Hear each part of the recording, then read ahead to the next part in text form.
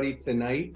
We've got some interesting things to talk about. We're going to try to have some good discussions. So at any moment during any of the presentations, if you have any questions, feel free to put them into the chat. We're going to use the chat at the beginning for questions and answers, and then we'll stop presenting and open it up for everybody to make some presentations. So we're not going to spend a lot of time, but this is the Massive Capital team, and we're certainly excited to be here. So on the left, you have Sanjay, Shahar, and Mike. And then there's lots of us on the right. Ones that you'll be dealing with a lot are myself, Jasmine, Maria, Senate, and Brad. But we have an amazing crew that works with us, and we're excited to be here. So I'm going to turn it over to Mike for the next little bit, and we'll keep taking turns. And yeah, perfect. Feel free to put your contact info in the chat and reach out to us. Perfect. Thank you, Trevor. Exciting. Great to have everybody here tonight. And what we want to talk about, we're going to talk a lot about tonight, is just the passive investing. And what we're going to do is go through a set of Q&A questions, and we'll go around, the Massive Capital team and answer some of these typical Q&A questions. And we'll actually get you guys to share some other questions you may typically have, or that you have when you're looking at passive investing. And what we're going to be using is a opportunity we have in Amberwood is the name of it. It's in Dallas, and we're going to use it as the basis of the discussion for tonight. So great to have you all, and thank you. We're going to talk a little bit now. We already covered the team, and we'll go a little bit over the opportunities of partnership. I was gonna see if didn't check, see if Brad or Senate were on here tonight real quick. I don't know if I've you not guys seen either of them join yet, Mike. Okay, good, no worries. So as we talked about our team, we've had the most recent people joining. We're actually missing one here, I realize now, as well as Carrie Eskridge, but Brad Pickett joined us as acquisitions manager, looking at all deal flow coming in. And so we have if you guys have a deal you want to submit, we have a buy box that we're kind of leaning towards, which is partnering with others. And I'll share that on the next slide again. And we also have a deal submission location. You guys can submit your deals directly to us. What we do is we go through, we'd like to have you, when you submit a deal, is already underwrote it, did the underwriting, got as much information as you can, shared the, what does the KPI and information look like when you submit the deal. And then we do our underwriting as well. And we then follow up with you, go, hey, this is what we see. What do you see? And work towards, hey, do we get to a point that we want to make an offer together, or maybe you want to go ahead and make an offer, put an LOI in, and then we just keep working it that way. So that's where that works. So Jasmine or Trevor, I think if you guys, one of you, if you have the not the QR code, but the link for submit your deals, if somebody has that, if they can share that in the chat, would be great. Jasmine did. Great. And then Senate is leading our education programs for us, and we'll be talking more about that in the partnering stuff here. So in the partnering opportunities, actually it's the opportunities we have, besides, the joining our education now is going to be one of the primary ways of coming into deals with us, as well as bringing, whatever resources you have. If you're already, experienced and been doing deals, then you want to do a bigger deal, then we'll be looking at those opportunities as well. And we just look to partner with people across, the main 5 buckets that apply to what you'll see. I think almost any group that you start to lean towards, they look at it different, ways. Maybe they put it sideways versus the way we have it. But they're pretty much the same, right? So it's deal sourcing, which is not just finding a deal, but actually underwriting it, vetting it, and getting it under contract. The risk capital that goes into that, which is, you know, a lot of times people ask, and we'll talk when we get into passive investing. So we put up a lot of risk capital as general partners that we stand the chance to lose. So we have a lot of risk up front on a deal that we may lose if the deal doesn't, you know, if we don't close it. And we'll talk more about that, you know, and that protects, you know, that's a protection we do for our investors, you know, so that we are doing the due diligence and inspections and everything ahead of time. Yeah, but that's all at risk on initially in a deal. And then loan guarantor, you know, and the experience towards doing loans. So it's not just, you know, how big is my balance sheet, but sometimes it's like, have I done a Fannie Mae? Have I done a Freddie Mac? Have I done a small business loan? Those things play into the factors as well.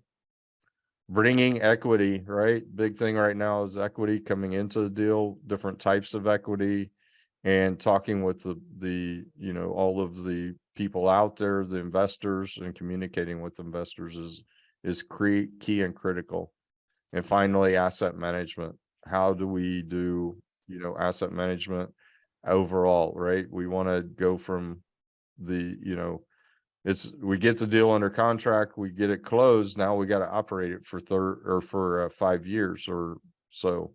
And that's a, you know, that's a long, you know, period that people need to be ready to commit to that. So that's some key things there on how we partner with others. And all of this ties together with our education program. I don't know as well, Jasmine, if you can drop the link in there for the education as well, would be great. She's already on it. She's on the ball. I know she is. And we're, you know, we've done a lot of deals with people. We've helped others become GPs if that's what they want. We help others, you know, be LPs and, you know, continue to grow their passive income, which is what we're going to talk about today. So thank you all. Schreier, you want to talk about this one a little bit? Yes, absolutely. Thanks, Mike. And I also have a slide later, Schreier, that goes into our map. So just to let you know. Okay. Got it. Thanks. Now, before I go, a big shout out to my school. I see some of the folks from PV and Rice and also from Shell. Appreciate you guys joining. Thank you. So this slide, just to give an idea that, and when we talk about what we're seeing in the marketplace, and that is based out of based on the actual analysis and underwriting that we're currently doing. On the right side is just a snippet of our deal tracker. On the left side, we have 4 properties under contract: Dallas, Georgia, Houston, and Denver. We have 3 LOIs pending and right around 15 assets that we're actively underwriting. The point is, to get to 4, you have to underwrite at least hundreds of assets. And that also means that we are gathering our data as we kind of get into it. We raise equity a deal by deal basis. Now we also are seeing some benefits of doing a fund. So we are designing a fund that we have. It's already designed and we are waiting for the right time to release. Looks like Q2, Q3 this year.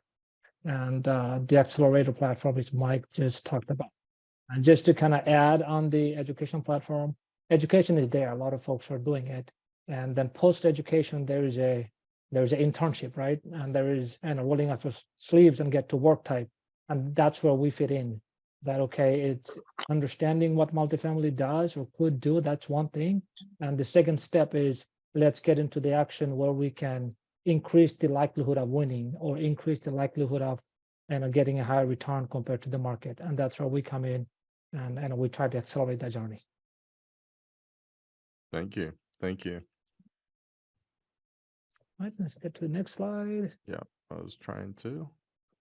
There we go. So this is going to be subject of our key discussion day as well, but add a real quick highlights. Trevor, you want to talk about this real quick, just what you see on this page? Yeah, so definitely. So this is a apartment complex. Was originally a 506B and we converted to a C. This is a really nice asset in Fort Worth, Texas. It's in an industrial area, but definitely a really good spot for workforce housing. It's really located towards a couple of major highways. It's going to produce, projected to produce a little over 17% IRR, a 1.95 multiple of your money. We do have a 7% preferred return. So for those of you that are new, it means that investors get paid 7% of the profits before the general partners get paid anything. It's a 70-30 split with what's called a waterfall. So if we achieve over the 17% IRR, it comes out to 50-50 change. So, but it's a really good, solid asset. Well-maintained, 100% occupied, lots of room for us to be able to add some improvements. Oh, perfect. And this will be, we'll be using this as an example as we talk through some of the Q&A questions, or the typical questions of passive investing. Thank you, Trevor. And then we have a 506B that we really can't talk about. If you do have interest in something and you want to, you know, some of us already, just hit us up and say, hey, what's that deal you were talking about? You know, we already have a relationship and I'd like to invest. So let us know. And then Paul, do you want to give a quick shout out on Xbase for us? Yeah, sure. So we have another asset that we're looking at. This is a storage space that is a little bit different than your average storage space. These facilities have been performed and built in Australia, and now they're bringing them to the United States, are highly successful in Australia. They have different kinds of units there where people can use it for storage. They can use it for an office. They can use it to store their cars. The idea is to form a community where people interact and they come together and talk about all kinds of things. And so it's a great space. And so we purchased the land in Houston, a very good location. And we're ready to get started here in about 60 to 90 days with construction. Love to talk to you about this deal in the future. It's got a tremendous return on it, and it's only about a 2-year deal, so you get your money back in a short time. Yeah. We may be presenting this next week right at the same spot, right? So with more detail. Thank you, Paul. Yeah, thanks. And I have I don't know, some of y'all may know Michael Lee. Michael's a pretty big guy down here in Houston, and Michael has an apartment he owns right across the street from this new location for Xbase, and he's like, man, I'm gonna get me a spot for my RV somehow in there or something. I got to get something. So Michael likes it a lot as well. So it's pretty cool and exciting.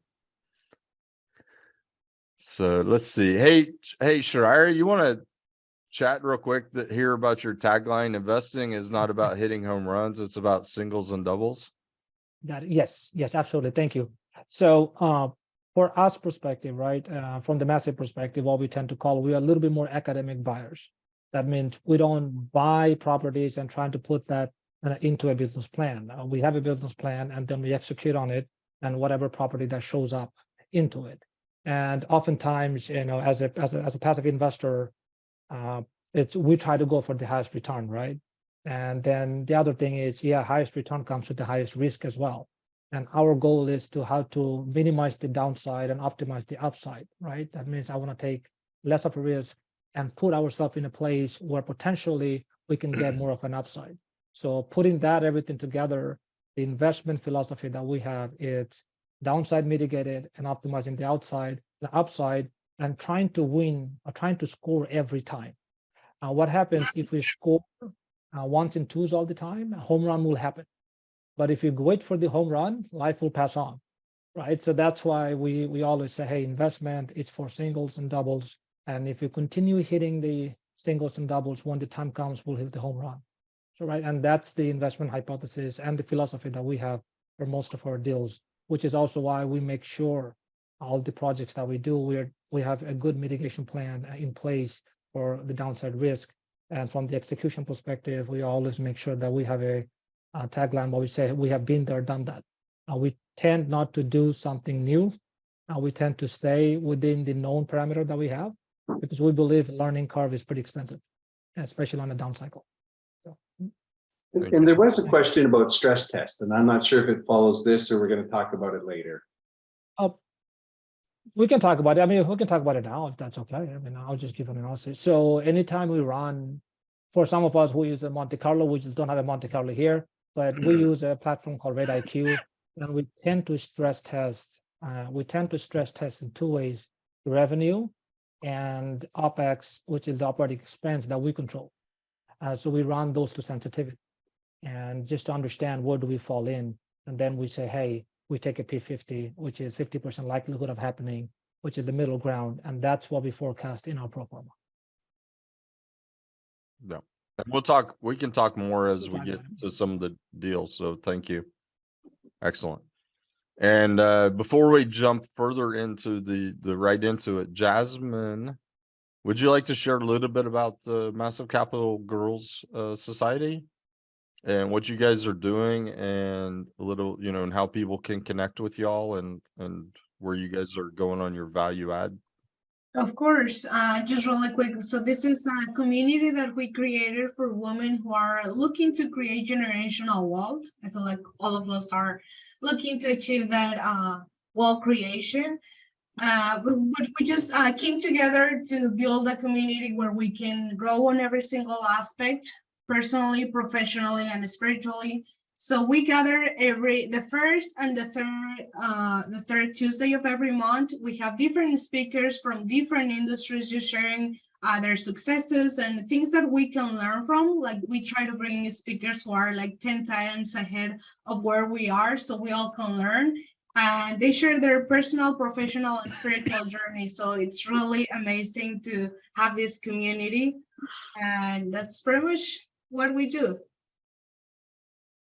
Thank you. Thank you. And yeah, I'll share I'm catching up here on the chat a bit. So Yeah, I put the link in for the Girls Society. Thank you, Trevor. We're on the links. Thank you. So, And it's awesome. I've recommended a bunch of my friends to go to it, and every single one of them reached back out and said, thanks for recommending it. yeah.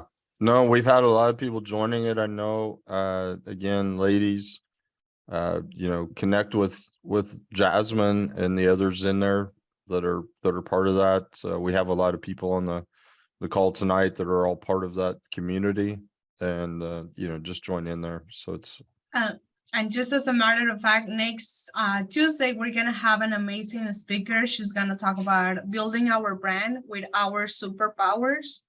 It doesn't matter what we do in real estate. Mike mentioned all the different buckets that are in real estate, but just building our brand with our superpowers. We all have a superpower. We just need to put it out there. So it's going to be an amazing talk. Thank you, Mike. No, thank you. And for the gentleman out there, if you're, encourage your partners, your mothers, whoever it is, to join with them and be part of that, so they have an opportunity to talk and learn about things, differently, openly, that maybe helps others, in a way that makes sense to them. So the topic tonight was around, basically to go back here to, I got that one, but financial freedom through passive investing, financial freedom, passive investing. And in the process of passive investing, there's a lot of questions that people have, and what makes sense, and our one of our primary asset classes is apartments. We may invest in some other asset classes as Massive Capital and our partners Paul Sink here with PSC, but one of the primary ones is apartments. And, as talking around, with the team about, why do we focus in apartments? Trevor, you want to share some of your, what you think, why we invest in apartments and why that makes sense? Yeah, so the Which short really answer, is kind of 1 and 2 here. So go ahead. yeah, the short answer is everybody needs a place to live. There is a huge housing crisis in America. And we tend to buy, and that's another question we'll talk a little bit later, but value add apartments, places that we want to make nicer. So if you think about what we do is we buy apartment complexes and then we renovate those complexes and we make them safer and better for people to live, which serves the better good community and making sure that we have programs for our residents and all the different things while we're making money. So it's a real win-win. Excellent. Anybody else have anything to add to that quickly? Paul Schreier? Yeah, I want to just say a little bit reiterate what Trevor said. There's a huge housing shortage. You can read it in any high-level financial documents these days. There's a tremendous housing shortage. We are probably becoming a nation of renters. Housing is really hard to buy these days for the younger generation. And so they are staying with renting. They're renting multifamily, they're renting townhomes, depending on what their family needs are. So this whole concept of multifamily is huge, and this will probably last at least the next decade or so. There's going to be ups and downs in the business cycle, but this is a huge need, and so we are in the right place at the right time, I believe. And also we're in the right place in being in the Sun Belt markets. These are growing markets, and you can look at all the demographics of people moving in America, and they're coming out of the Northeast and out of the far West, and a lot of them are coming to the Sun Belt states, and especially Texas. Yeah, Maybe, definitely. Mike, I Definitely. want to add a little bit more flavor to it, slightly differently, right? So housing stats are there, hands down. We can't debate about it. But one of the things that drove me towards the multifamily is, so think about buying a $50 million company out there. Not that many people or that many organizations can go take on, go out for a bid or make an offer to buy 30, 40, $50 million deals. One of the beautiful things about the multifamily sector or that commercial sector in general is that it takes 50 of us to team up to buy a $50 million deal. We don't have to be a big corporate organization to go take down a deal like that. And that eases the burden of how much the required equity is to take on a property. And that's the beautiful thing of it. That's why you'll see almost all of us who has or had a corporate job who slightly came into as an LP, right? All it takes 10, 15, 20 of us pitching in our money, put together, syndicate in, and buying in a big ticket item that is not typically possible, and where we can execute on our corporate backgrounds and then deliver the business plan and realize the benefit. Back to you. Thank you. That's excellent. And so I'm gonna jump forward into one of the other ones here, which is what are your target markets? Which areas and cities? And what is your criteria when choosing the market? And with that also, I have this to actually support the discussion. So I'm gonna let Schreier jump onto this one. Thanks, Mike. So to think about buying a stock market, right? And we have our money and we want to buy stock. The question is what segment of the industry that we go, and from there, what specific stock that we buy, and then we figure out what we think we buy it, right? Typically, if I work in oil and gas, or if you guys work in medical industry, by design, we lean into whatever that we know most, right? So it's a very we use the same philosophy. If US is our marketplace, what are the sectors are typically better than the others, And the way we take a look, most of you guys know, which is we look at the income growth, and that ties into the job growth, that ties into the migration pattern. So when people move in and they typically bring jobs, when they have more income, then they get to spend more. And by design, they want to buy or rent in a localized area. And so that's the first pass of it. And the second pass, we look at bottoms up. That means the cost of operation or ownership is different across different markets. So, and that's how when we looked at the entirety of the US, and those are the markets, they came together for us. Some of the markets are good, really good for growth. Some of the markets are really good for cash flow. And some of the markets are right in the middle. It has a lot of equity liquid, which is it's easier to transact, right? Example, Denver, it's very similar to Austin. It's a very tough place to get in, but they tend to move up much higher rate than the market. Atlanta market, they don't tend to move up at much higher than the market. They follow the market, but the cash flows, right? So that's a market that we're in for cash flow, and we're in Colorado for appreciation, there. North Carolina, we like it because running the assets in North Carolina is much easier than Texas.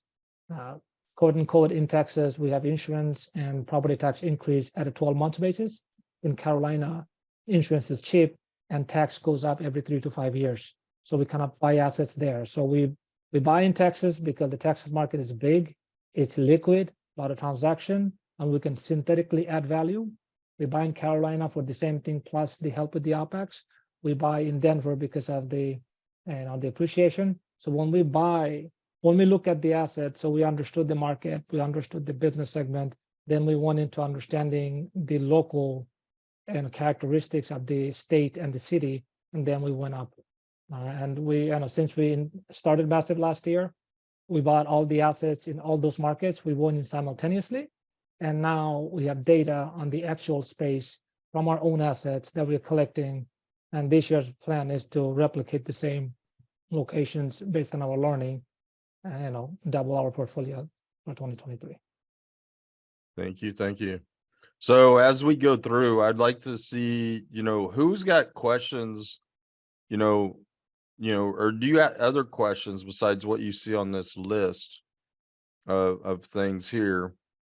And please drop those in the chat for us. Also, let us know if this is your first time with joining Massive Capital on one of our webinars and virtual meetups here, as we call them as well, and so we can connect with you and get follow up with you. But let us know other questions you may have. Jasmine, if you're looking at this list of questions, which are the ones you typically are getting most often? Which ones would you, that you're, as an investor relations, you lead our investor relations a lot, what do you get a lot of questions about? Let's say number 10, I get that asked a lot. So many people ask us, like, what's the whole period? Can I get my money out? So our whole period is 5 years, where they were saying, like, we buy the property, we add value to the property, and we hold the property for 5 years. After those 5 years, we sell the property. And the question that we get is how long, and if they can get their money out, let's say 1 year or 2 years. The answer, the short answer is no. Like, after 5 years, you get your money. However, we have deals where we do a refi, just like this one in Warner Robins, that we're gonna do a refi in year 2. So investors get up to 65% of their initial investment. Let's say they invest $100,000. In year 3, we do a refi and they get 65,000, and then the rest is at the end of the year. Okay, perfect. I think it's better when we are showing. There, you want to talk to that one a bit? Sorry about that, Jasmine. I was trying to find for Amberwood. No, this is perfect. I feel like, yeah, I like to show so people can understand. It's easier to follow. Let's say you invest $100,000. Our whole period is 5 years. You see on top, 1, 2, 3, 4, 5 years. On year, oh, okay. This one doesn't have a refi. I'm getting confused with Warner Robins, sorry. But some of the deals, we do a refi on year 3. On this property, we are not gonna do in a refi. So on year 6, we just sell the property and we get the money back to investors. So in this asset, our goal is to turn $100,000 in $195,000. Sometimes we do the refi and that's when you get some money back. But in this case, you know, we're gonna get your money until year 5. Yeah. Perfect. And then let's see, was there some other questions in There wasn't another question, but a good thing to understand too, because one of the questions earlier was about value add apartments. So we're Okay. buying an apartment complex that can add value. Whoop, and if you look at the charts, I was going to go to the one that you were just showing. What happens is it takes us a while to create value. So if you go back to that particular slide, sorry, the one, yeah, the one that Jasmine was talking to. Oh, sorry. okay, that one's okay. Yeah, Trevor, I'll go back there. Yeah, there, you just passed it. Whoops, sorry, I know. I'm too Okay, fast. so one of the things I want to explain, so because it's a value add, we're taking a property that is performing okay, but not stellar. And it takes us a while to make it stellar. We have to move tenants out, renovate units, improve things, add build back utilities. So if you look at the cash flow, it takes a while for the cash flow to grow, but it does grow. Okay, to where you're making, you know, in year 4, you look at it, it's almost 9% cash on cash. So it takes a little bit of period of time. So a lot of investors just don't understand, when am I going to get paid? And then of course the big payday is on sale, because that's when the most of the value is realized. But there is cash flow, and every type of investment has different ones. But on multifamily, there's cash flow. Other asset classes, there's not often cash flow. You know, in our land development deal, for example, there's no cash flow. It's just you buy it, you sell it, and then you get paid. And so want to make sure that kind of what happens when you're doing a value add apartment complex. It's very common, and I do get a lot of questions on that. And I would love to piggyback on that, Trevor, because this is one of the questions that investors ask a lot. Is so that's why we like to connect with you and get to know, get to learn about your real estate investment goals. Because, for example, if you are not ready to retire and you know you probably need more cash flow, you know, the quarterly distributions that we are sending. However, if you have a business that is cash flowing or a W-2 job, you don't necessarily need the cash flow, but you need that your money grows more over time. So you kind of like either, that's why we like to get to know you and understand your investment goals so we can put you in the right deal. One of the benefits about Massive Capital is that we have so many deals, so we can actually put you in the right deal for you according to your goals and your situation. We all are different. We are in different journeys in our lives, and it is very important. So I just wanted to add that. So like this one, it has the cash flow every year, and then the land deal, you don't get any cash flow, but you get the equity multiplier. Your money grows 2 times, 3 times. So you know that's why it's important for you to connect with us and let us help you put you the right deal. Mike, let me add a little bit. So full disclaimer, we are not attorneys, we're not CPAs. Yeah. Oh yeah, We're talking Yeah. out of what we observed, right? So consult with your CPAs, consult with the attorney, and your financial planners, make your choices. Again, this is purely from education purposes, right? So let me take with Jasmine and what Trevor said. So if I'm an LP, I'm you know, let's say I'm an LP and I have a business or I have a W-2, right? And what am I typically look for? The question that I get is, 1 is the cash flow, 2 is the multiple, right? From that perspective, what I would say as an investor, I mean, my philosophy has been is for 1s and 2s. That means it needs to be distributed out, right? Your bucket of investment needs to be different varieties so that different times of the year you get to enjoy the benefits of it. So as an investor, all of us, we should invest in cash flow. I mean, value add as a delayed gratification to it, and you get the cash flow and you get the depreciation. And you should couple that with, you know, where we have a higher multiple of, you know, money churns out more without the cash flow because you get a bonus for it, which is new development and or something like Xbase, right? You buy, like Georgetown, we bought, we'll do some work, then we sell. Nothing in between, but money comes back out faster, right? So if you can lay it out your bucket where money comes back out 3 years out or 2 years out, then one project for 3 years out, one project in 5 years out. So over time, as an LP, you are managing your portfolio at a time fashion, right? Instead of a return, you look at the time and the return. So you get to keep on investing, and you get to keep on investing in the project depending on the market cycle and depending on the product type, right? That's one other way you should take a look at it. So there was a question here. What happens in 5 years if the market goes south? You know, we bought it, we're going to sell it, and things aren't as good as we'd hope. So typically when we do the underwriting, when we talk about our pro forma, our best practice is 5 years hold, but internal to it, we run a 2-year sensitivity, which is 3 years and 5 years. What can we do in a business plan in a year 3? Or worst case scenario, if it slips to 70 or what happens, right? We run those two, 5 plus minus 2. That's our base model that we run. And the interesting part, let's say we bought something 3 years ago, like 4 years ago. And right now, here we are. We finished our business plan. It was time to sell, right? One of the coolest thing is real estate is like a sandstorm. When a sandstorm happens, you don't go fight it. You hunker down, let the storm pass, right? We're already cash flowing. All we're going to do, not going to sell. We're going to go to bed, keep running the asset, come back in 12 months. And when the market turns, we go sell. So everything shall pass. So that's the beauty of the real estate. So, but in our business plan is 5 plus minus 2. That's the model that we do. And someone did ask if any of our deals were affected by interest rates, but let's maybe talk just about interest rates in general, how they affect deals, especially right now. Clearly, it's a big topic. Yeah, Mike, you want to pull out the map? Yeah, yeah, I can. I was actually going to save that one for a little bit later. Okay, that's fine. But definitely we can address it. I was going to pull up Schreier. I was going to ask you, do you want to pull up your slide from last week?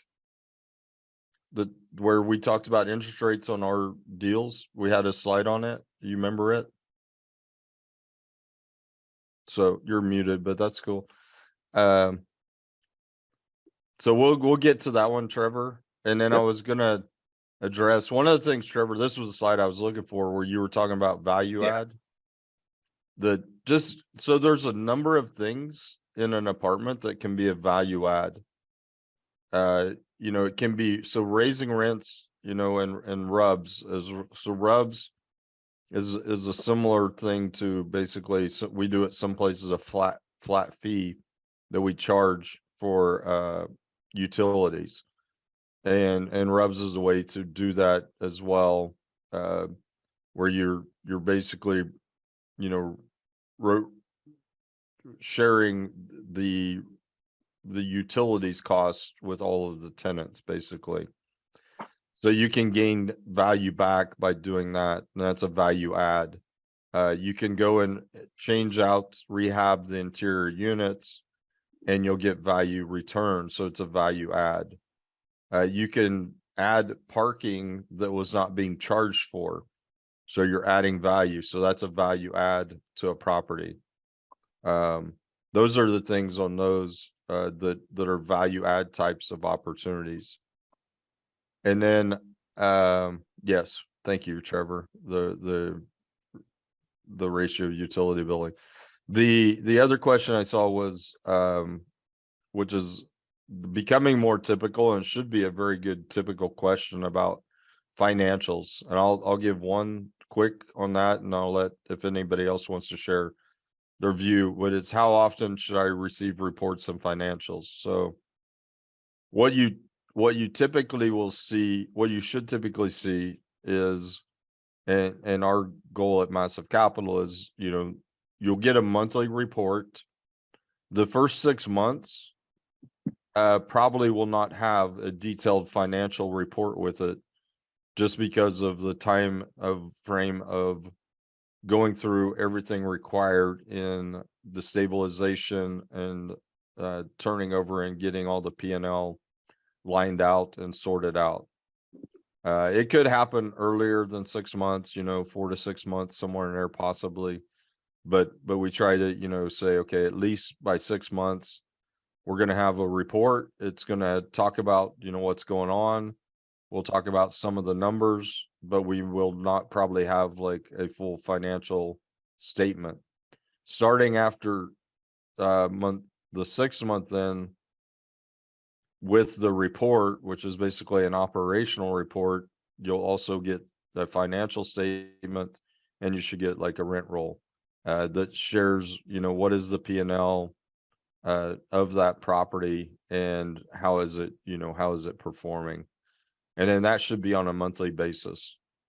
And then on a quarterly basis, there will be some type of a webinar or something that either is by individual properties, or maybe it's a collection of properties that we will go over with all of the deals that we're currently operating. So anybody else have something they want to add to that? Again, No, one of the things as a passive investor, when you're looking at somebody's deal, you want to make sure that they have realistic timelines.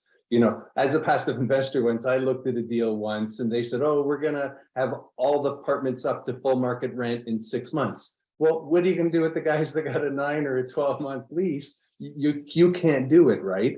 So when someone produces a plan, you need to look at their plan and say, is this realistic, right? Because you're going to renew some tenants with a little bit of a bump just to keep your occupancy high, the good tenants that pay all the time.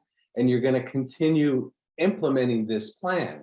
And if you notice on this particular deal, Amberwood, we're going for rent increases first, then we're going to add RUBS, versus a plan that says we're going to do both of them at the same time. That's highly problematic. You're taking someone and drastically increasing their monthly cost. So you eventually add these things to it. And then of course you go for the add-ons such as parking or internet or whatever else you're going to do for efficiencies. That is a realistic plan that a passive investor should look for. Don't believe them when they tell you they're gonna, be at full market rent in 6 months. You just cannot do it. And just to piggyback on that, Trevor, what's the best part about passive investing is like you as a passive investor, you don't have to worry about all this. We do all the heavy lifting, and we make sure all these numbers are in target, and all the timing and all the numbers are on point. But you guys just invest your money with people that you trust, and we do all the heavy lifting. I saw a, I don't know whether to say, so there was a question about how do you handle demanding, nasty investors? We send them to Jasmine. it's not nasty, it's not demanding. It's just they want to know more. They're a little bit more hands-on, and go dig into the data. Perfectly fine. And you see, when the report gets passed, and then you do it. And what happens is most of the time, once anybody, it happens, right? All of us, we are protective of our funds, which we should be. And it takes a couple of months of iterations of it to get everything settled. So rightfully so. Most of them are just fine. I mean, it just happens. And once in a while we get really, really excited or anxious about it. Then what we do, we bring them and show them more data than a typical, and then we get them more into the process. And once you see really what's going on, and once you really see that what's happening day to day, you ease up a little bit. So for us, we have no issue. We just we just make them do more work with us, and that calibrates everything. Yeah. One of the things too, I wanted to talk a little bit about this Amberwood deal. So this one, I mentioned it briefly. It has a 7% CRAF. So I want to make sure that you understand that. So when you look at those numbers and we're not achieving a 7% cash flow, I want to make sure you understand that as general partners, we're not making any money until you at least made your 7%. So we put the investors first. So on a lot of typical value add, the sponsor really isn't going to make any money through the cash flow. They have some fees, but believe me, asset management fees never even cover your time and cost. I think we all get paid 50 cents an hour or whatever. It's just, but it's hard work. And then there's a split. So 70% of the profit goes to the investors. If we've achieved the 7%, it's 70-30. So I should say everything goes to the investors till 7% is done. Then it's split 70-30. And then we talked about it briefly, but this waterfall at the end. So if we achieve a very high number, over 17% IRR, then the split for the general partners gets larger. And again, I want to make sure I have people that don't know, I'm a passive investor in 20 syndications, and this is the model that I actually prefer the most because I call it the win-win. I get paid first and they're motivated to make more money. And you always want to make sure that people's interests are aligned, right? So we're going to work really hard to surpass the 7%. We're going to work really hard to surpass the 17% IRR because that's how we get paid. And if we don't do either of those, we don't get paid.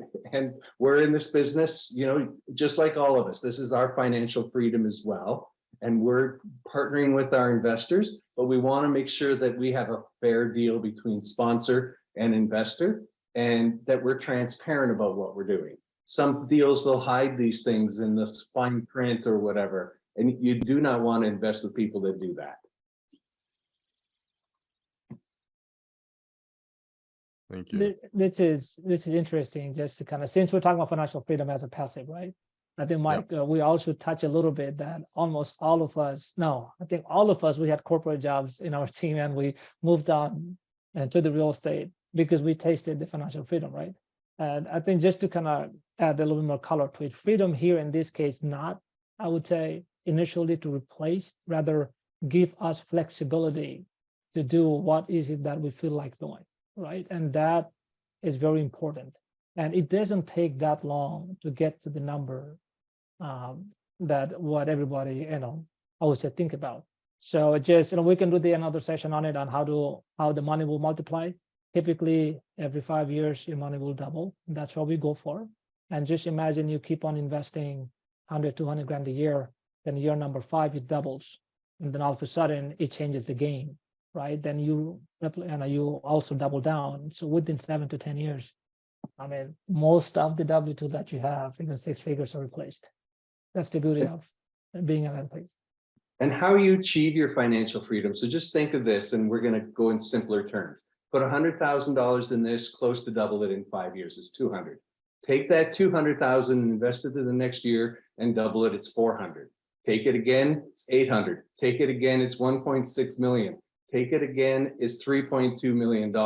So if you can achieve this in one of the most tax efficient ways through real estate investing, if you continue to reinvest, just think about that. It's kind of, I tell everybody, don't wait to buy real estate and wait. I waited way too long, didn't start till my 50s. And, you know, it's huge. This concept of being able to create that kind of freedom, if you think about it, $100,000 in 30 years is $3.2 million from one investment. It's pretty wild. That's the power of compounding your money and growing it.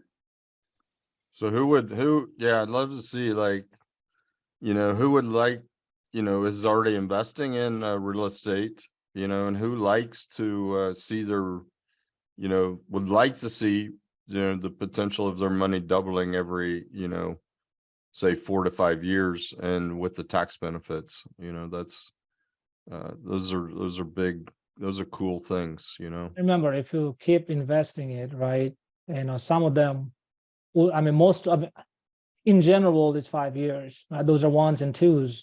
Once you hit a home run, once from there, you know, that's a gravy. It really adds up.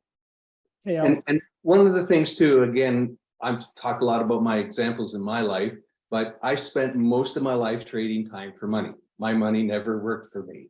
And again, in my late 50s, I went, you crazy guy, you know, I got a payday with a huge tax event. And I went, I can no longer, you know, I can't put that much time in for money. So when you make money while you sleep, you know, Warren Buffett says, if you don't make money while you sleep, you'll work till you die. This is the way you get there, by letting your money sit there and build up and multiply, and then continuing to grow it. Yeah. Awesome. And can you also talk about the tax benefits? I feel like that's very important for so many of our investors, and we haven't touched on that. Do you want to share it a little bit, Mike or Trevor, whoever wants to share on that? I was gonna see Yeah. if, yeah, go ahead.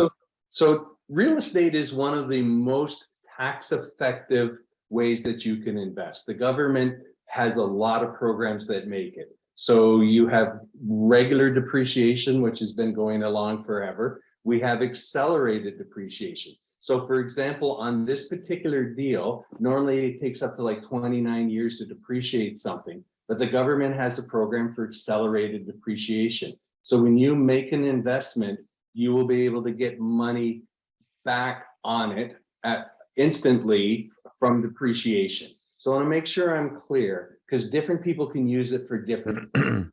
So at the worst case scenario, as a passive investor, you can use depreciation to offset your passive income. So in reality, you're going to earn this income. You're going to have passive losses that are going to cover your tax basis. Then you can get more complicated and become a professional real estate person. You know, love him or hate him. Donald Trump famously said, I pay no taxes. And he doesn't. And you know why he doesn't? Real estate. And it's powerful. And then let's say all of that falls apart. It is still the lowest tax basis at capital gains, because you're holding the assets for longer than 1 year. So again, for those of you that are flipping houses or doing everything, those things are all coming to you as ordinary income. Not at the, you know, you're still getting some benefits, don't get me wrong. But the difference between your worst case scenario is capital gains and your best case scenario is tax-free. It's powerful. Let me add a little bit to it.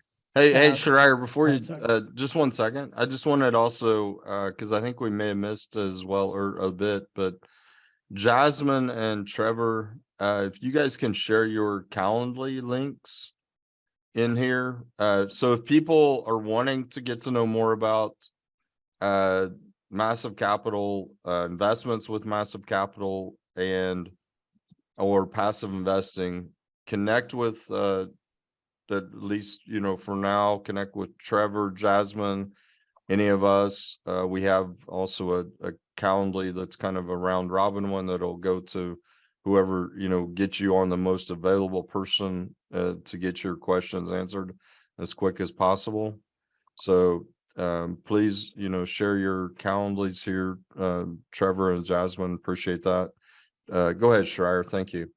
No, thank you. Totally forgot. Yes, for 506Bs. So there was a question about 506B and C. 506B, we have to have a pre-existing relationship. It's great to get to know us. So back to tax. Almost everybody here, right? If you take a look at your personal P&L, the second biggest item after, I mean, for the expense perspective, either first or second biggest will be your tax line item. Typically, if your tax bill is above or around 50K or more, your tax bill, tax payable, right? Real estate is your best friend. Absolutely best friend. And you must get into real estate to offset some of those, you know, taxes that you have. But we pay taxes, we just defer the taxes as much as we can, you know, time value of money, that's where it kicks in. So in your P&L or this tax return that you have done, if, you know, everybody should invest in real estate, and especially the folks who are having a tax bill around 50K or more, you need to take a look extremely hard on the real estate. Talk to your CPA, do a tax plan, do a tax strategy for this year. You have 8 months to execute on it to offset your future earnings. So it is important. For me, I remember personally, about 5-6 years ago, I was thinking about same financial freedom. I worked at Shell back then. I was 12 years. My wife worked at Exxon for 14 years. I looked at our net worth. We were shocked. And after working 30 years of cumulative work in Fortune 5, what the net asset that we had, it was like we were in a world of crying out, I would say. Then we went after the P&L. And for us, we live pretty simple life. The biggest line item on the expense side was the tax. We went after that. One thing led to this, and then one thing led to another, and here we are in the real estate. And this year, I think the government will owe me money. But hey, last year, the government will owe us money. And that's, so it's a very powerful vehicle, especially on the taxation purposes. And the second thing, remember that money that we earn is the most expensive money. Money that our money earns is the least expensive money. It's not how much you make, it's how much you keep, right? So keep that in your mind. The W-2s are most expensive, business income most expensive, investment returns are the least expensive. So optimize that between those two. Any other, so we're at 7 o'clock, and so just appreciate everybody's time, but it doesn't mean we're shutting down. Just want to let y'all know if you got to go, we understand, but we're here to go to kind of, I'll call it the open mic after hours period. So if you guys want to, I've seen a lot of people dropping questions in here. If you want to talk about them, out, more Al or Karen, Vlad, any of y'all that have been joining us, Candace, that want to share, got something to ask about or talk about, please go ahead and just put your hand up, and we'll get there. So Trevor, are you handling the people now? I will. There's one more question in the chat about should you do an LLC to invest as a limited partner? And again, not a lawyer, not a tax advisor. I did all of mine as a personal choice through an LLC,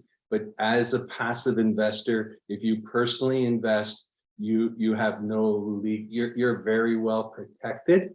You just with an LLC, you may have some other options to be able to write off some other expenses, such as signing up for mentorship programs or going to events. So there are some additional tax benefits that are just associated with having an LLC, but there's also expenses for having an LLC. So it really just depends what you need to do. And so I think, Caroline, you ready? I think you can unmute yourself. There you go. Thank you. That was my question, and I thank you for the answer. Oh, I'm not a lawyer and accountant though. I have another question. I did notice you had a minimum investment of 75,000 before. I'm a non-accredited, so I will talk to Jasmine. I've been wanting to talk to her, but do you ever have a 50,000 minimum?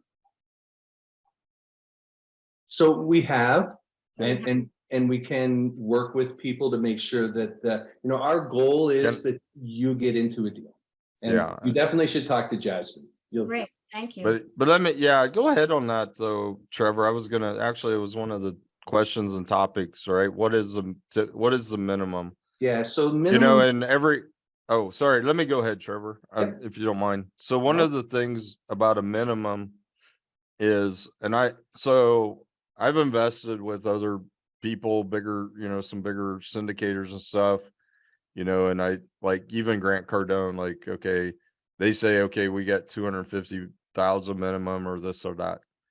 And I'm just sharing this to y'all as more of a experience and learning, and that everything is negotiable in this world and life, right? So when somebody tells you they have a minimum, that's typically what they're, what they'd like, what we want to target. And there's a reason we want to target that is it helps manage the deal more effectively, sometimes with less investors.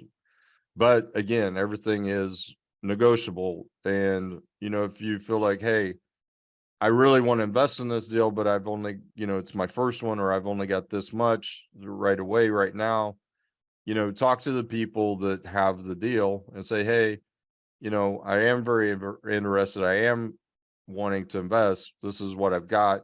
How can we work together, or what makes sense?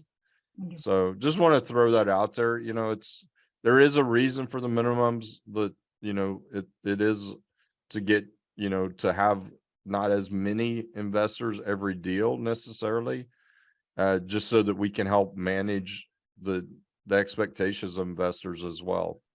That makes sense. Thank you. And one little bit of information, probably more than you asked, even on a 506B deal, we're limited to 35 sophisticated investors. So if you're number 34 and you want to put 50 or 25,000 in, and someone else wants to put 100 in, it's really hard to give up that spot. Right. So before, when I was just sophisticated, I made an agreement that they could remove me if, and I didn't get removed, but that, because you are limited to that number. Thank you. Thank you. Since Trevor talked about that, just to add, Carolyn, it's the relationship is very important. Yes, I have friends and I have done it. 25 grand, 30 grand. I say, hey, I have, I know you're asking for this. This is the last one, man. I just have the money. Would you please come take it? We had a friendship, we had a relationship, worked out. So yes, relationship, one of the very unfair thing, you can make it work on your end. So hey, you have everything what you need now. You're well equipped. Yeah, and we do, Jasmine put it in the chat, but we do have an accountant speaking. What day is it, Jas? The 17th.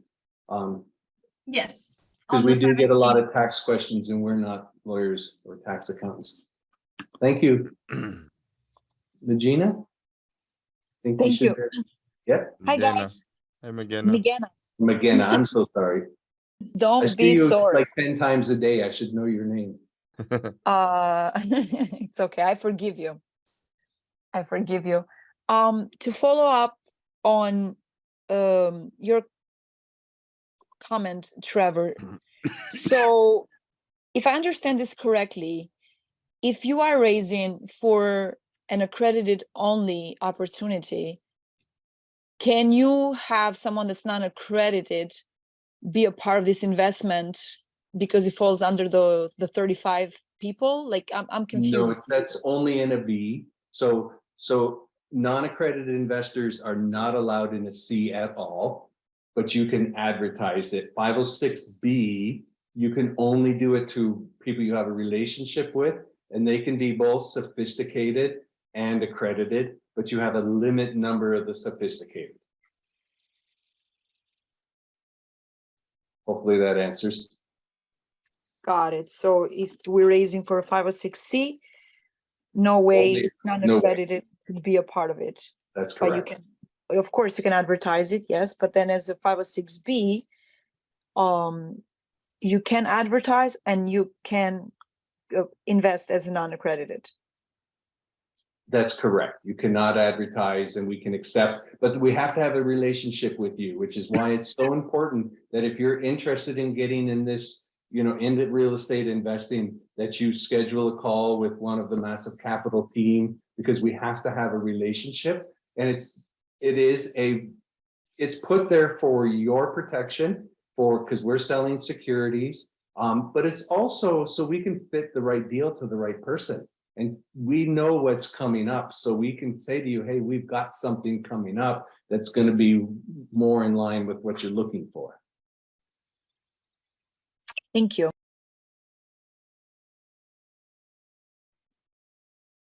Anybody else? We had some more questions, right? Let's have some questions. Yeah, no, I think we covered most Hey, all Mike, of can I them. add a little something? Yeah, please. Yeah, I was coming so- back to you. Yeah, thanks, Paul, please. Yeah, I just want to add a little bit to everybody. One question I get a lot is, how do you trust your GP sponsors? And since I just retired from my physician practice, I can relate to that and say, and shoot it back to you and say, how do you trust your doctors? How do you trust your lawyers? How do you trust your accountants? And you would do the same due diligence on your GP sponsors. I can tell you this team is awesome. This team we work with almost every day. And this team that has been put together by Massive Capital is one of the best teams out there. They have significant experience. They really underwrite their projects to the letter. I mean, there's a lot of engineers here, right? And they like decimal points, and they love to analyze these deals down to the decimal points. So you've got a phenomenal team to invest in. The other thing I like to say is, I don't invest in projects, I invest in people, and these are great people to invest in. So please look at this team seriously, and you can't get a better team out there. The other thing I just want to say is this Amberwood is a phenomenal investment as well. 17 IRR, almost double your money in 5 years. That's phenomenal in this business climate.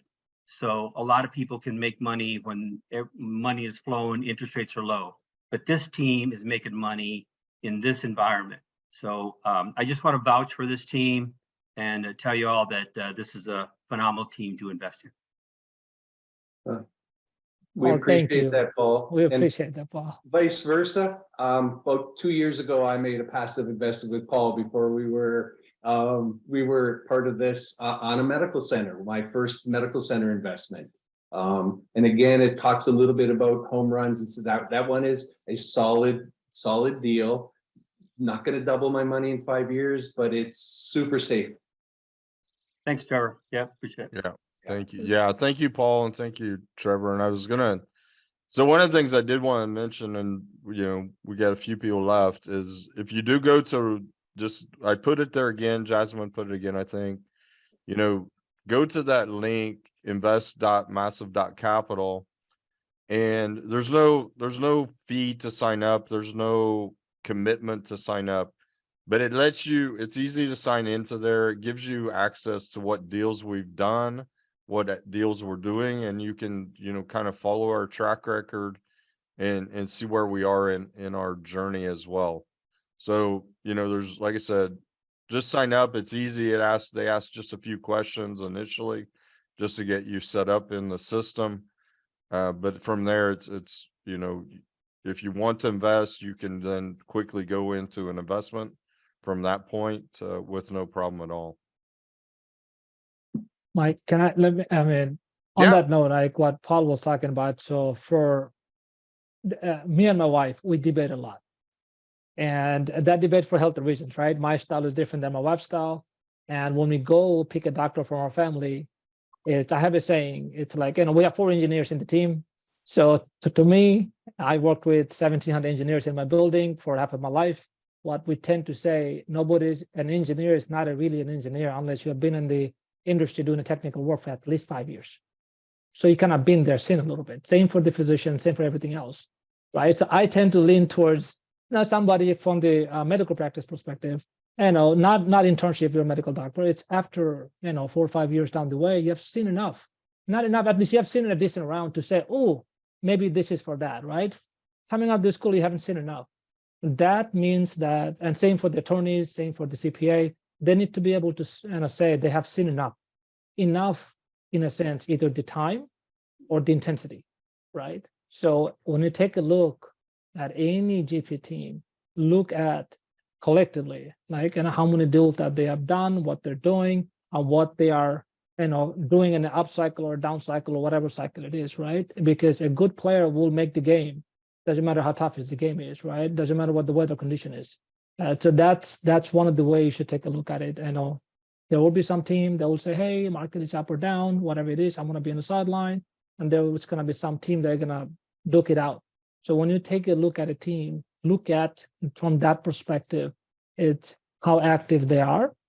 And then do you see them talking openly about it? Do you see them on only a deal time or a non-deal time as well? Because, relationship happens when you go out for lunch, wearing a short, shaking hands, right? Not when you need something. So analyze, underwrite the deal team heavily. We are proud to say we underwrite everything. We underwrite the broker, we underwrite our partners, we underwrite everything first.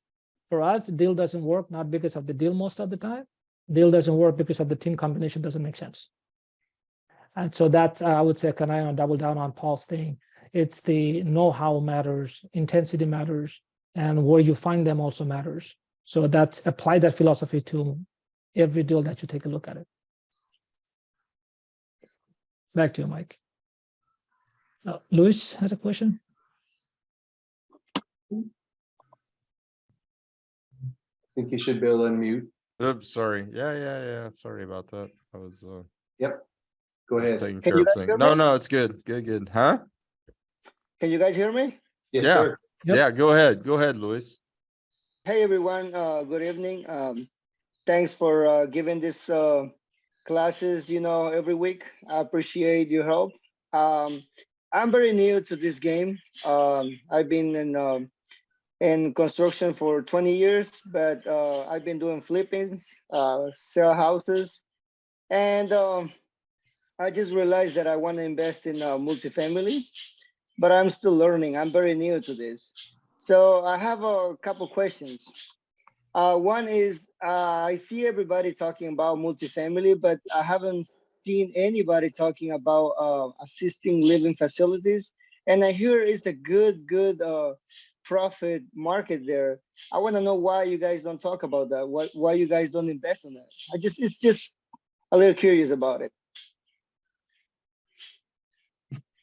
Mike, let me start. Oh, Paul, you want to start? Then I'll piggyback you on that one. Hey, Louise, thank you for your question. I just retired from my medical practice this last year, so I can say a lot about assisted living. Assisted living is great, and it's a great investment. The only thing you got to watch for, again, is a special operator. It is a special kind of real estate. Obviously, the tenants are special people. There's a whole lot to know about all of assisted living. So to just say that it's a great investment, it is true, but it's a little more complicated than that. And it really comes down to a special operator, somebody who's been operating those facilities for a long time. I mean, look what happened during the pandemic, right? So how do you treat those patients during the pandemic? So they had to really know what they're doing. They have to know their finances. They have to know how to take care of the tenants. So it's just a special kind of real estate requiring special sponsors. Okay, thank you. Also, my second question is, like I say, I'm very new to this, but I'm very curious about it. Like someone like me, if I want to invest in multifamily, but I don't have enough money to invest, what do you guys think about the master lease agreements? Do you guys ever done deals like that? Can anybody tell me how does this work? Because I know you can do that. I just don't know, how to start with it. I can talk about it. I've done one too. Yeah, go ahead, Schreier. Go ahead and talk about the master lease agreement. And also though, I would talk about like, when we talk about how much money does it take to invest into multifamily, because we don't all come in and invest that we're buying out a multifamily property ourselves. So, these are a lot of times partnerships, syndications, working as teams, right? So we don't do this, and that's where we talk about passive investing also, is that people put so much money in and they start out their investment journey into multifamily where they're not actually operating it yet, and they're relying on others to operate, and they learn from how other people operate in the process. But I'll let you go ahead and talk about the master lease as well, Schreier. Let me kind of start with the second question first, how to get started, then I'll back into the master lease, right? Okay. It doesn't take that much to get started. 25, 30, 40 grand to get you started, right? So, but if you say, I want to buy and lead and own, that takes a different specialty, right? We all should leverage our specialty and win that way, not try to learn and figure it out. Time takes a lot of time, right? So short answer is, it doesn't take that much to get started. You just have to think about group mindset. The biggest difference from residential side and the commercial side, multifamily. Again, I also have a residential company. I buy 60 to 70 properties a year. The biggest difference is single family is dominant part of the time. It's me, and me. I buy the deal, I take the loan, I fix it up, I sell it, I keep it all. Is me. Multifamily is not. Multifamily, I don't have this, I don't have that, I don't need this, I need that. It's all about us, right? It's how can I add value to my partner? If my partner makes it, I make it, and it has a different set of requirements. And hey, we got to build a team. So that mindset framework has to happen. It's me to an us mindset. And the second thing, it doesn't take that much to get started, right? So don't sweat over it too much. Going back to master lease, just like what Paul said, the assisted living or the apartment living, it's a specialty. Master lease is a specialty. It happens, but typically on the apartment side, it happens very low time. And you're going to hear the stories, but those are stories. So that's not a business plan. I'm yet to see somebody who made a business plan in the apartment side made based out of the master lease only, right? Because it just doesn't happen. On the other side, typically we have seen a master lease on a warehouse, industrial space, or triple net basis. I don't want you to. So where you come in, and the property it's not fixable, or the owner doesn't want to do it, and you say, hey, could you lease the entire place to me for X amount of time, and then give me an option to buy at the tail end of it. Let me set the price now. We have done it a couple of times. It happens, but it's very low. I could not push it too hard to a point that is my business plan, where I could say, hey, I want to buy 10 properties, that price, of that asset type, year after year, based on purely your master lease, right? But it's a good play. You can buy them smaller scale typically. So it's a really awesome way to come in as a tenant. Then you can fix it up, buy it out the tail end of it. Thank you very much, man.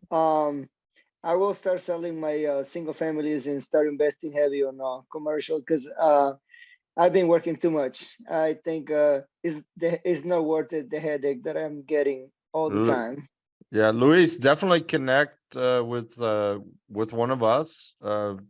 Start out, get a hold of Jasmine, Trevor, get on their Calendly, talk to them, because we've all kind of gone through that journey. You know, I had a bunch of single families at one point and shifted into this journey.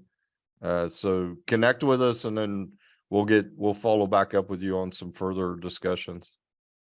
Thank you, Mr. Mike. Sanjay, one of our partners, Sanjay, he has over 30, almost 40 houses, single family, and he's dreading it. He's selling 20 as a whole and said, take it. I have had more than 40 single family at some point in time, man. I kid you not. Just like you, I was done with it. I'm back to like 6 or 7. So it's good, get you going, get you the confidence, right? Everybody gets some kind of a confidence on a single family because cycle time. But once you go through it, you really quickly become like, that's a lot of work. Right. Basically, I'm a contractor, and all the money that I make. Let's let Luis, let's let some other folks. They got a couple more hands up. Sorry. Okay, go ahead. But Luis, connect. I put Jasmine's Calendly there again. Connect with her and get started, with us here. And then we'll go on to Edwin. Thank you. Hello, everyone. Thank you for taking my call. I greatly appreciate it. From the passive investor side, I would like to say that, and I would like to piggyback on what I think Trevor Thompson said, that it's not about investing in projects, but investing on people. And hence the reason as to why me and my wife decided to invest on Massive Capital, because we had a relationship already with Mike Bailey, who has treated us always with great, how can I say this to you? With great respect. And, that made us feel comfortable. And then when we find out he joined with Massive Capital, we saw the team. That also gave us a lot of confidence. And therefore, we're happy with what we have done so far. And, you guys are doing a great job. I sit on silently all the time on these calls, on the webinars, and, don't say I don't have, I'm learning a lot. Okay, I'm learning a lot thanks to them. And I greatly appreciate it, Mike, for, allowing us to be with your firm. I really appreciate it. And anybody out there who's sitting on the sidelines, go ahead, invest in this team. Thank you. We really appreciate that. And I agree, Mike's a superstar. Thank you, Trevor. Thank you, Edwin and Maria. I really appreciate you guys. Thanks. Go ahead, guys. Go ahead, sure. I was saying that you need some water though. Thanks, yeah. Awesome. Well, we are at 7:30. Doesn't mean we have to run. If anyone has the last question. And again, remember, we do this every week. Invite your friends. Our goal is to educate you so that you can create financial freedom for yourself and your families. And that's our purpose. Thank you, Trevor. Yeah, let's shut her down. Appreciate everybody tonight. And Hold on, before example, one thing. I got a question for you three. Or you okay. yeah, You go ahead, and go ahead, Trevor. go Yeah, ahead. so I guess Paul, Mike, and Trevor, all three of you guys answer, right? We all come from corporate stuff, right? Let's say as you are working on your W-2, how many years into it, you really felt like, maybe that's something I need to really push it hard, get myself out. We all started as a passive, right? How many years into it, like Paul, what would you say? 2 years, 3 years, 5 years, 10 years? It took you like So both like. I, like a lot of people, was really busy with raising my kids and working, some kind of crazy hours. And so I didn't think about it a lot. And then, I, like a lot of people, I try to read a lot, think about other ways of what I was doing. And of course, I picked up the book Rich Dad Poor Dad, and I started thinking that's a crazy way of thinking, but it really hit home to me. And as much schooling as I had to go through and as much work as I had to go through, I did realize at that time that there was something else I had to do. So about 20 years ago, so I was into my practice maybe 10 years or so. I thought, I think I've got to supplement my retirement. I've got to supplement some other things. And as busy as I was, I still started learning about real estate, and that seemed to be the way. And once I did my first investment and it worked, I did my second one and that worked. I did my third one and that worked. And, I did the same thing. I bought some single family homes eventually, did a small multifamily, and now we're doing large multifamily, and now we're doing development. And it's really a snowball rolling downhill. So I really encourage you all to get started. I think it's the best way. It's a phenomenal thing to learn. You learn so much about finance and real estate and how the world works. And I was just a dumb doc, and I didn't know how the world worked, but I learned that. So I was in 10 years, I think, Schreier, before when I started doing that, and been doing it for the last 25 years. So it's been a phenomenal thing for me. Thank you, Paul. So I'm a real slow learner. So 45 years, I worked like a dog. I loved it. I had amazing jobs. I had someday, if you're interested, I did a video of the really most interesting man. I mean, I did all kinds of crazy, phenomenal jobs, and I loved it. And then I woke up and went, holy mackerel. I mean, I didn't even have a pension plan at my work. I had no plan. And I'd given my whole life and everything. And then I started passively investing, and in 5 years, I did 20 deals, not looking back. But also, thank goodness I had kind of started, because I got the big rude awakening, right? 20 years of my life, senior person in the company, built a company from losing money to hundreds of millions of dollars, and got let go. Boom, gone. Thank you. Have a nice day. 21 years of service with the one company, and see you later. Trevor, thank you. No health care in the middle of pandemic. Think about it, 58-year-old man. It is impressive that almost all of us, we got the taste, but something happened, right? Imagine Paul said something clicked, that whatever he was doing, I mean, he's a brain surgeon, right? Top of the echelon, and still is not.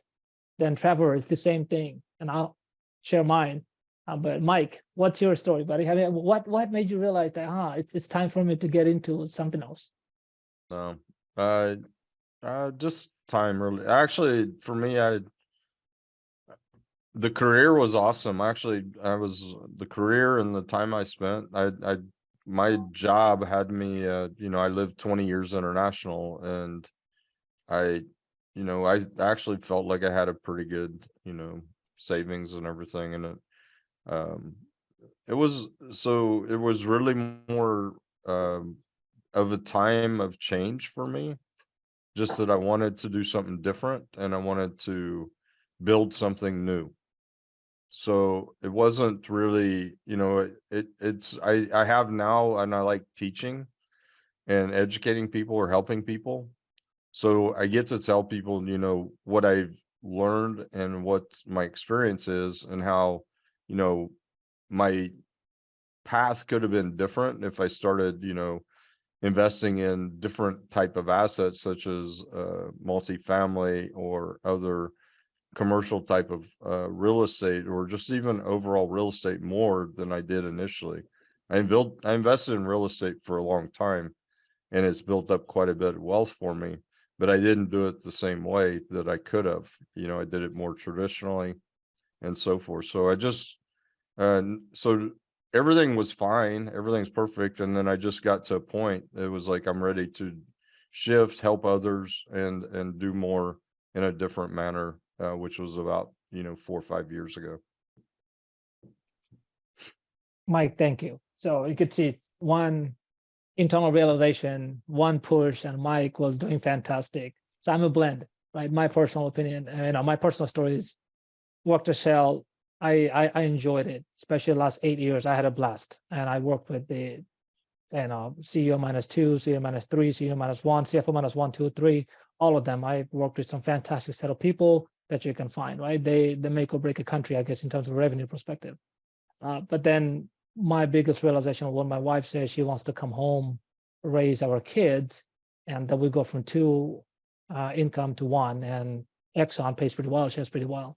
And then when we looked at it, we saw that the growth that we needed, it's just not possible within a corporate structure. So I have to break out and do something else. And on that note, that plus the internal realization after working for 15, 20 years, very similar to Trevor, is like, whoa, I worked a lot. In general, you're typically in a year, somebody puts in 2,000 work hours. I tend to put in 2,500 to 2,700. But again, that the growth wasn't there, and I had to do something else. So a couple of my good friends, they were senior GPs, and once you hang out with those set of people, and see what they have done 3 years out, 4 years out, 7 years out, and they take you through, and that's what happened for me. So I did not come into multifamily because I felt like it. I wanted to. I came into multifamily because my friend's fault. I saw what they have done. I saw how they have done it.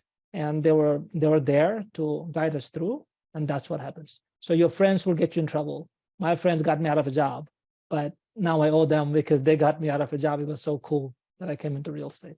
So, just take those stories with you, reflect on yourselves, reflect on your, where you're at in life, and then come up with a plan, and you'll see how nicely real estate fits in. And I'll leave it at that. Back to you, Mike and Trevor. Awesome. No, it's a great evening. Thanks, Shariah, for the final wrap up there. I think that was a good discussion and to close things out with. So appreciate everybody coming out tonight, and hope to see some of you in the near future. And great to see so many of our partners still hanging out here with us, and longtime associates as well. So appreciate y'all. Love you. Thanks, everybody. Good night. See everybody Good night. next week. Good night. Trevor, have Thank a you, safe. guys. Trevor, have a Yeah, I safe wasn't even trip. supposed to be here. My flight got canceled. So my big Ooh. news is I'm going to Canada. My daughter's getting married Saturday. So I still have 2 days to get there, to walk her down the aisle. So, but my Dallas, thanks for the storm.